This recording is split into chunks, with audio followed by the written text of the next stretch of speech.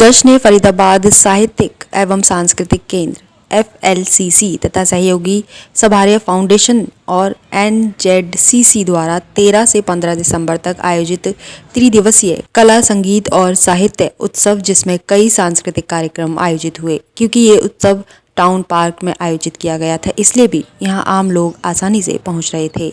एक ओर तो पार्क में उत्सव चल रहा था, तो वहीं दूसरी ओर आम लोग पार्क में घूमने के लिए आ रहे थे, जहां काफ़ी संख्या में लोग मौजूद थे। कई तो किताबों को खरीद रहे थे, तो कई बस किताबों को देखकर जा रहे थे।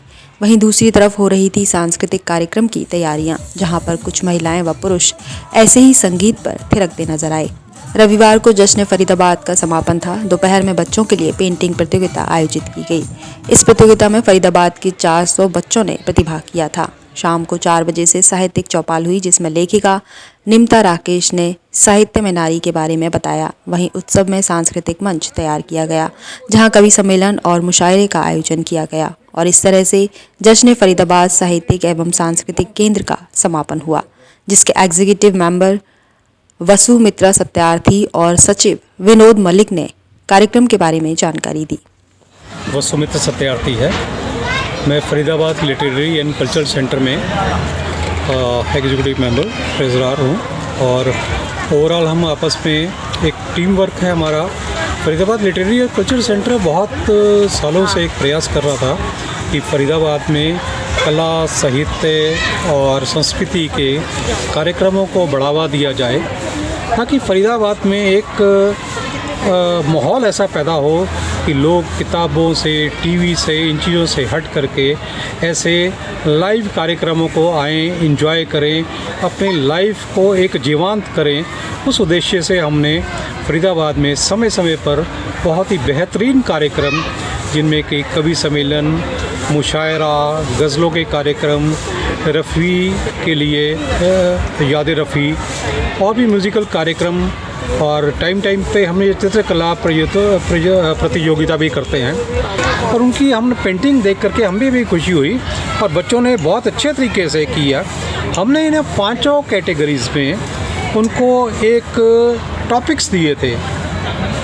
वो टॉपिक नॉर्मली अपनी लाइफ के साथ ही जुड़े हुए हैं, आपके प्रकृति के साथ जुड़े हुए हैं। उन पे आप अपनी इमेजिनेशन और आपकी सोच इस दुनिया को बेहतर बनाने के लिए क्या हो सकती है, ताकि पर्यावरण के लिए, इस दुनिया के लिए, इस समाज के लिए आप क्या करना चाहते हैं, उस टॉपिक्स पे आप अपने इमेजिनेशन से कीजिए। सर, कितने बच्चे आए थे सर टोटल?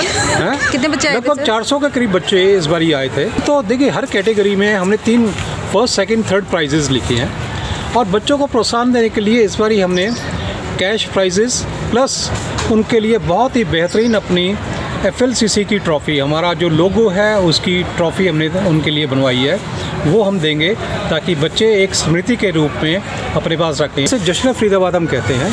ये साल में हमारा एक मेगा इवेंट होता है। 2 दिन या 3 दिन के लिए हम कार्यक्रम करते हैं। पहले हमने एक ऑडिटोरियम, जो अपना MCF का ऑडिटोरियम जो अपना फरीदाबाद में है, उसमें हमने 2018 में कार्यक्रम किया था। उसके बाद भी एक कार्यक्रम किया जो कि बहुत मेगा हिट रहे हैं और जिसमें बहुत मशहूर शायर और परफॉर्मर्स आए थे। अनफॉर्चुनेटली एक ही सभागार है, एक ही सेंटर है, पर उसको प्रशासन ने मेंटेन नहीं किया। अब हमारे लिए समस्या ये खड़ी हुई थी जी, आपने कार्यक्रम करना है तो कहाँ करो। उस केस में हमें YMCA में हमें बहुत हेल्प मिली है। YMCA के सहयोग से हमने 2 साल वहाँ पे कार्यक्रम किए हैं। उनके थिएटर का भी हमने इस्तेमाल किया है, उनके प्रमाइसेस में भी हमने कार्यक्रम किया, प्लस जीवा का अपना ऑडिटोरियम है, हम उसमें भी कार्यक्रम करते हैं। इस बार ये सारे प्रमाइसेस से बाहर निकल के हमने ये टाउन पार्क का चुना है। हम प्रशासन के भी, खास करके DC साहब के बहुत शुक्रगुजार हैं कि हमारी प्रार्थना को स्वीकार करते हुए उन्होंने सिंगल पॉइंट पे अपने लेवल पे ही सब डिपार्टमेंट से परमिशन लेकर के विद इन नो टाइम हमें परमिशन दी कि आप यहाँ पे आकर के कार्यक्रम करिए। मैं फरीदाबाद से बॉर्न एंड ब्रॉट अप यहीं हूँ।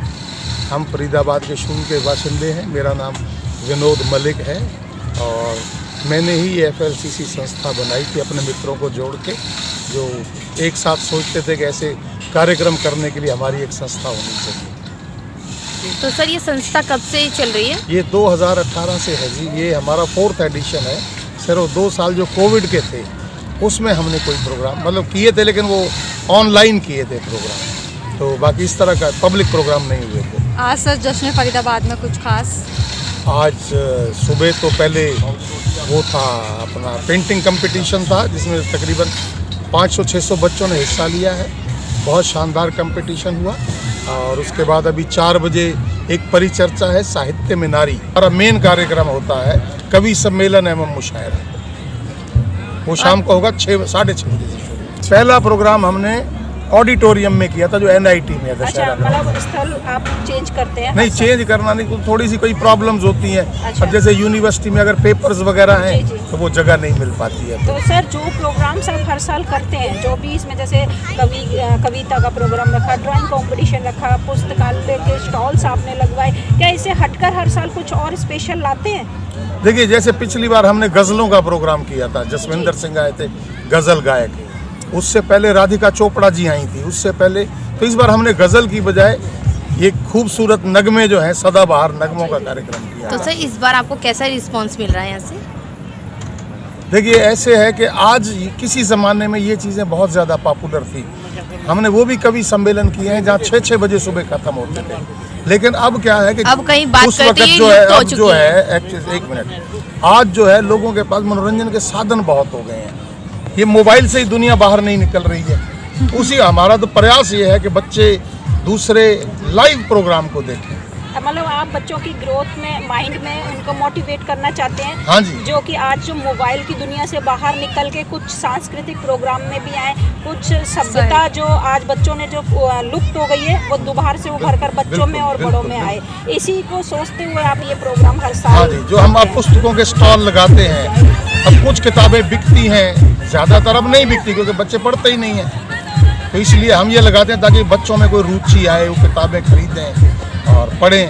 अब आप भी देख लो, हम भी देख लें। हमारा तो खैर युग था ही किताबों का, आपका तो दोनों का मिक्स युग रहा होगा क्योंकि अभी आप भी बच्चे ही हो। तो जो किताबें हमने स्कूल में पढ़ी या कुछ की, वो ज्ञान हमें आज भी है। मोबाइल का ज्ञान 4 घंटे बाद साफ हो जाता है।